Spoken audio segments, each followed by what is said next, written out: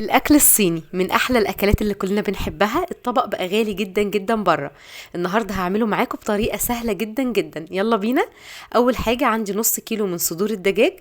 مسكته غسلته كويس جدا وقطعته مكعبات. هتبله بقى معلقة صغيرة من الملح، نص معلقة صغيرة من الفلفل الأسود، معلقة من الخل، معلقتين من الصويا صوص، وفصين من الثوم المفروم. شايفين هو ده حجم المكعبات بتاعة الفراخ. دلوقتي بقى هركنهم لحد ما اخلص كل حاجه. عندي هنا فلفل اصفر واحمر، وعندي 3 بصلات متوسطين وجزرتين. هقطع بقى كل حاجه عندي مكعبات. عايزه اقول لكم الفلفل الالوان ده انا بجيبه بغسله وبفرزه في الفريزر زي ما هو كده، وبيطلع بقطعه بيكون حلو جدا.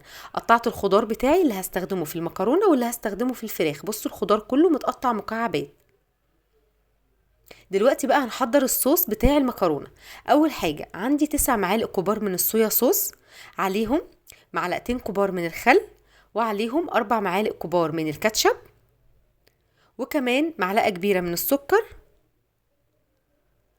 ومعايا معلقة صغيرة من النشا.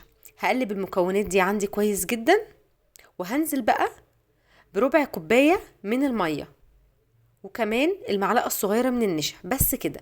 عايزه اقول لكم بقى ان لازم الصويا صوص اللي هنستخدمها تكون صويا صوص غامقه، تكون غامقه جدا، لان ده بيفرق في الطعم جدا. ولو تلاحظوا هنا ان الصوص بتاع المكرونه بيكون غامق وما بيكونش مسكر زي الصوص بتاع الفراخ. دلوقتي بقى هنحضر الصوص بتاع الفراخ. عندي اول حاجه معلقتين كبار من الخل، عليهم معلقتين كبار من الصويا صوص، وبعد كده بقى هننزل ب9 معالق كبار من الكاتشب. هنلاقي هنا ان الصوص بتاع الفراخ بيكون مسكر جدا عن الصوص بتاع المكرونة. هننزل بقى كمان بمعلقتين كبار من السكر، وربع كوباية من المية، عليهم معلقة صغيرة من النشا.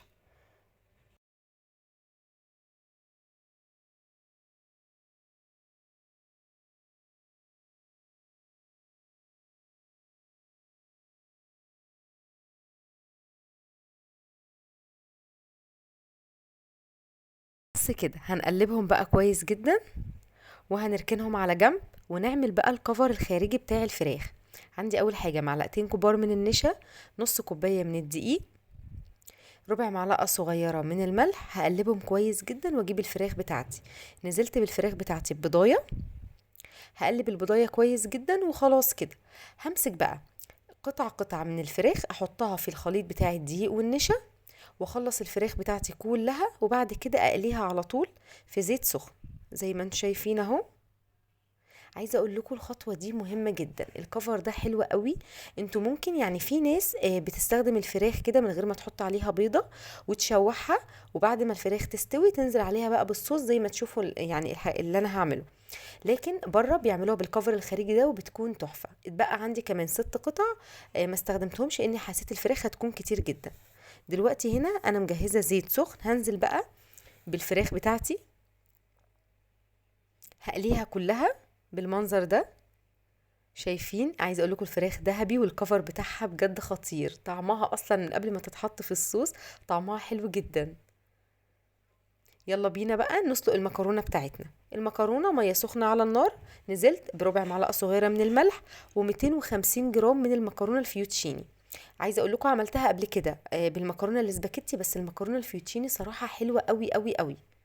هسلق المكرونه بتاعتي 3 ارباع سوا، لاني هخليها تكمل السوا بتاعها في الصوص. وبكده خلاص. نبدأ بقى نحط كل حاجة على بعضها. اول حاجة بقى هبدأ بالمكرونة بتاعتي. جبت طاسة سخنة على النار، حطيت فيها معلقتين من الزيت، وهنزل بفصين من الثوم المفروم يسخنوا كويس جدا.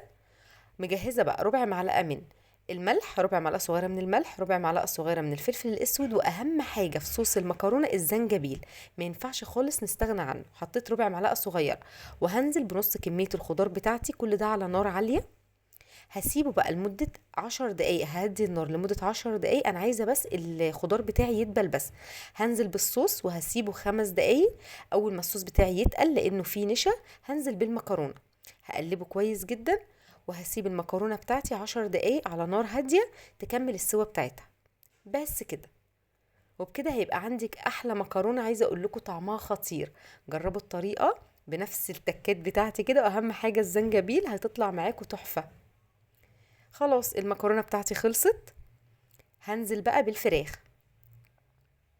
دلوقتي الطاسة بتاعتي غسلتها وحطيت فيها معلقتين من الزيت وفصين من الثوم المفروم وربع معلقة صغيرة جدا من الملح. نزلت بباقي الخضار بتاعي. اول ما يدبل هنزل بالصوص، هسيبه برضو 5 دقايق على نار هادية، وبعد كده هنزل بالفراخ بتاعتي.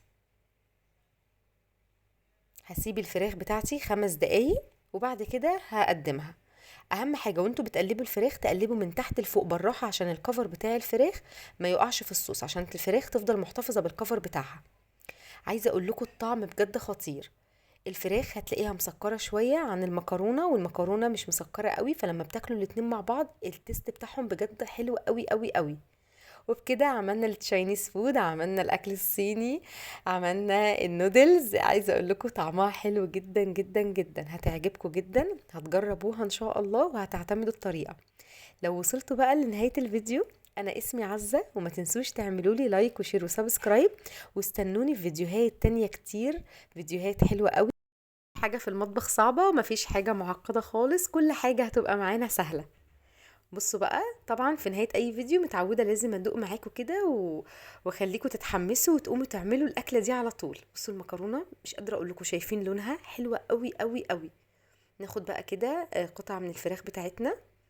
وعايزة اقول لكم الخضار فظيع، الاطفال اللي ما بتحبش تاكل الفلفل الالوان ولا الجزر هيلاقوا الفراخ مسكرة هياكلوها على طول. شايفين المكرونة حلوة، الفراخ محتفظة بالكفر بتاعها، لون الفراخ طبعا احمر عشان الكاتشب فيها كتير. طعمها حلو قوي قوي قوي. هستناكم بقى تجربوا الطريقة بتاعتي، وهستنى رأيكم في الكومنتات، وان شاء الله هتنجح معاكم من اول مرة. اسيبكم بقى مع الطبق الخطير ده، استنوني ان شاء الله في فيديو جديد. مع السلامة.